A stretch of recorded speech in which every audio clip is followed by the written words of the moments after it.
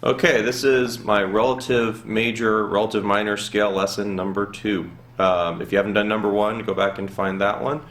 Do that first. We're actually working on a solo that applies some of these ideas from a song called Over Pennsylvania that I recorded with my band. There's actually going to be links to a sound recording of this so you can actually work with it. Right now, first thing I'm going to do is I'm going to play through the solo with the recording.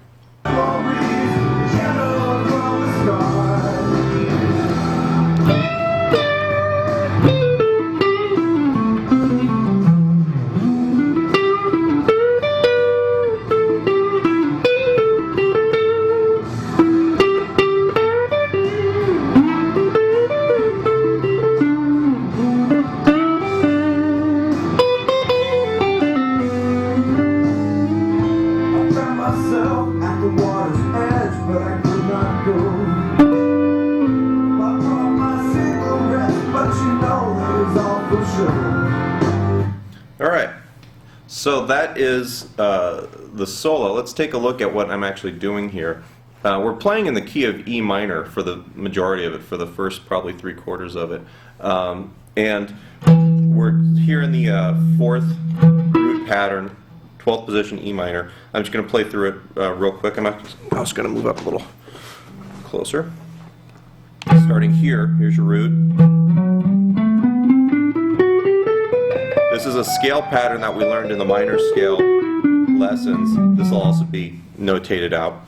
The first bit, I hit the low E string. That's actually kind of stolen out of a Stevie Ray Vaughan tune, I think Tightrope. And then I've got this oblique bend. And an oblique bend basically is where you're playing one note and keeping it steady, and then you're bending another note up to pitch like that. That's something you hear a lot in like Hendrix tunes. It's kind of a neat smear of sound, and ultimately both notes are going to be playing the same pitch. So we have... Now the first thing that gets this out of the minor pentatonic land is the fact that I'm playing this note here, which is the minor 6th of the minor scale, that C. And I switch down positions, and I'm going to play the same idea. Here's the minor 6 again. So I'll play that phrase one more time.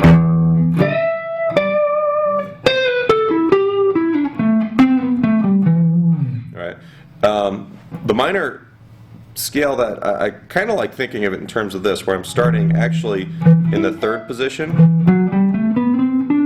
and then moving up into the 4th position. It's a little bit more of an extension of the pattern 4 scale, so it's part of 3 and part of 4. And that's where I'm getting all of these notes out of. The vast majority of the notes here can be considered minor pentatonic. I'm not playing the 9th or the 2nd of the minor scale, but I am playing the 6th,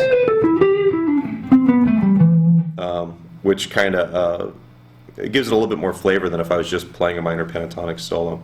The next measure,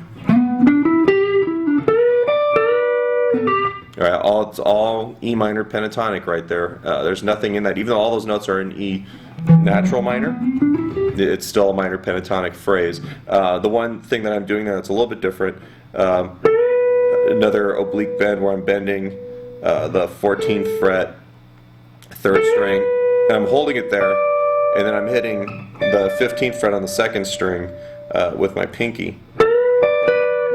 And another one of those smears. The next phrase,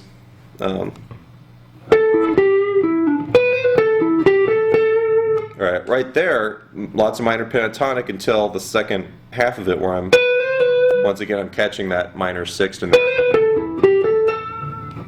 The next measure. If you notice, this solo seems to move along in like one measure licks or phrases that tend to do the call and response thing we've talked about in the past. To me, any kind of pop solo kind of has to have this kind of structure. It has to go someplace. It has to kind of make some sort of sense that way, almost in a conversational manner. So we're in the 1, 2, 3, 4th measure. The 5th measure.